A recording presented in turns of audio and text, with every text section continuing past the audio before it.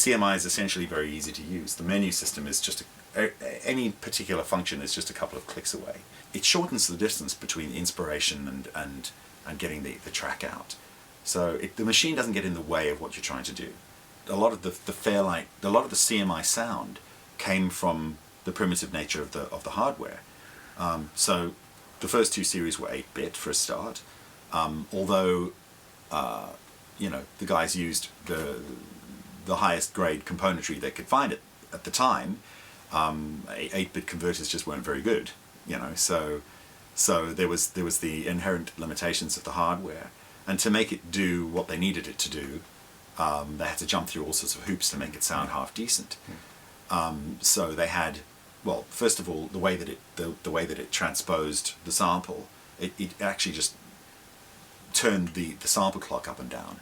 So it was variable sample clock, whereas today samplers use sample interpolation. So they fill in the gaps, so you've still got a nice clean sample. But in the old days, they just turn up or turn down the clock, which introduces all sorts of artifacts like aliasing and whatever. So to compensate for those artifacts, they had very steep tracking filters, which would kick in immediately above the pitch of the note that you were playing.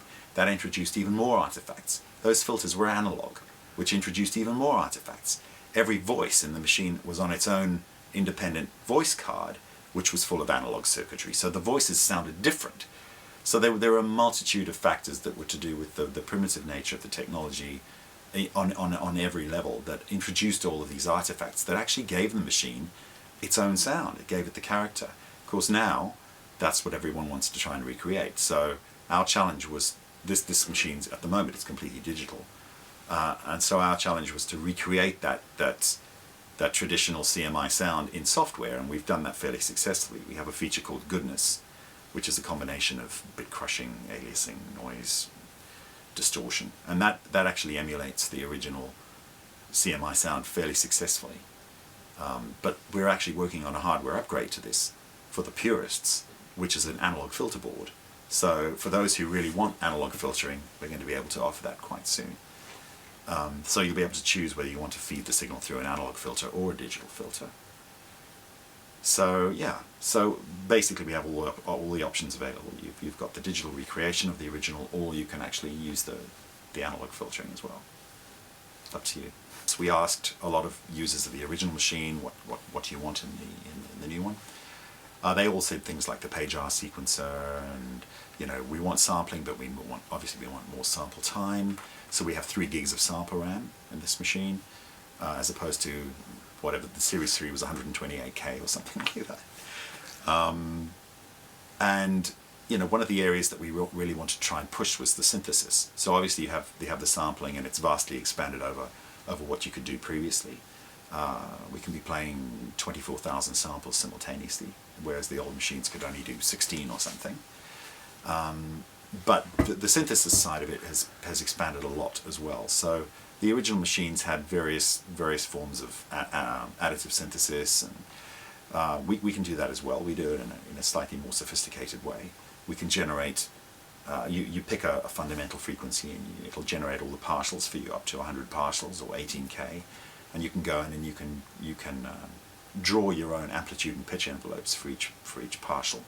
But we also have convolution synthesis, and this is quite revolutionary, and it's amazing. You can get some very interesting sounds very, very quickly from this. And essentially what it does is it takes the sonic fingerprint of one sample and imposes that on another one. So if you imagine a vocal sound and a cymbal, for example, and you convolve them, you end up with this kind of grainy, metallic sounding vocal with the decay envelope of a cymbal. It's really interesting, and we can take up to 100 samples and we can convolve them simultaneously and create one single result. So very, very quickly you can create these really amazing new sounds that no one's ever heard before, that all have the characteristics of all the component parts, but it's a kind of a three-dimensional synthesis technology, because it works on the frequency, amplitude and time domains simultaneously, and it takes those characteristics from all the components and superimposes them on the other ones. So you end up with this wonderful kind of synergistic result that you could never get any other way, not through mixing, not through resynthesis. It's an amazing process, and it's particularly good for sound design. The guys who are working on movies and commercials love it because you can get these amazingly creative, original results very, very quickly. And, you know, a producer might come in and it's every sound engineer's nightmare. You know, a producer comes in and says, you know, I want the sound of ping pong balls taped to the undersides of doves' wings or something. And you can take some wind noise, and you can take some, you know, whatever you think is appropriate, and you can chuck them into Soundry. And Soundry is the name of the page where all of this convolution happens. And you can actually get something fairly credible really quickly. So it's wonderful for sound design, it's wonderful for movie work, it's wonderful for commercial work, for advertising and that kind of stuff. So that's in addition to all of the sampling and the additive synthesis. And once again, we're going to be expanding that very soon. The original machines had a kind of an interpolative frame interpolation mode where you could draw a waveform and then draw another waveform, and the machine would interpolate between them and give you a sort of a dynamically moving sound. That's something from the Series 2 that we're going to be putting back into this because people have requested it.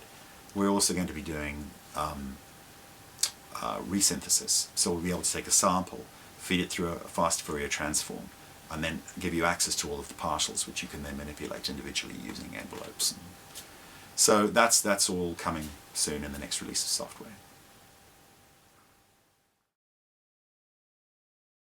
She blinded me with science.